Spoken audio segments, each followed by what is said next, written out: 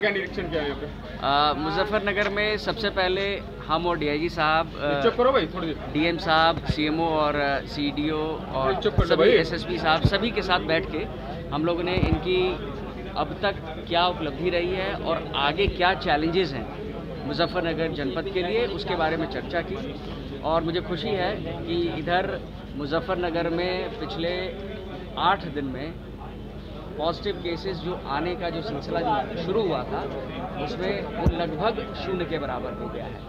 अभी 2 चैलेंजेस हमारे लिए बहुत महत्वपूर्ण है। पहला कि जो सैंपल्स हमारे टेस्ट होने गए हैं, जो हमारे कोविड-11 हॉस्पिटल में जो लोग जिनका इलाज हो रहा था वो लगभग उनका इलाज पूरा हो गया है, तो उनके टेस्ट रिपोर्ट्स प्रायोरिटी पे आ जाएं।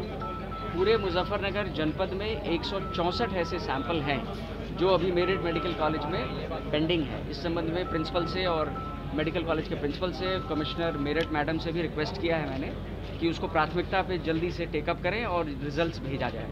सर, हम लोग ने ये भी निर्णय लिया है कि जनपद में प्रत्येक दिन 100 सैंपल मिनिमम लिए जाता रहेगा।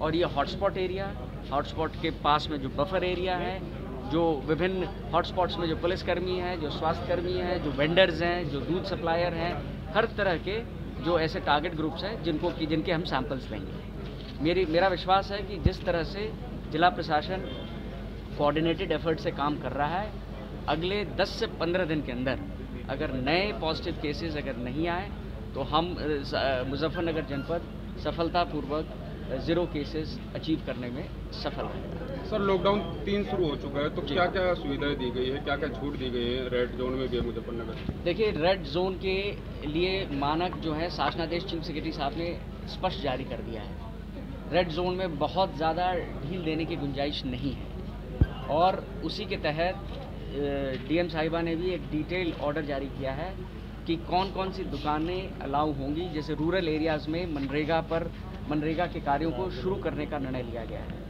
रूरल एरियाज़ में जो छोटी छोटी दुकानें हैं, जैसे कि परचून की दुकान है, जैसे कि लोहे लकड़ की दुकान है, ईंट गारे की दुकान है, जिससे कि थोड़ा बहुत जो दिनचर्या लोगों का जो बिज़नेस छोटा मोटा जो करते हैं लोग, वो काम शुरू हो सकता है। हॉटस्पॉट एरिया और हॉटस्पॉट के आसपास जो कंटेनमेंट जोन है, वहाँ पे किसी प्रकार का कोई एक्टिविटी अलाउ नहीं होगा।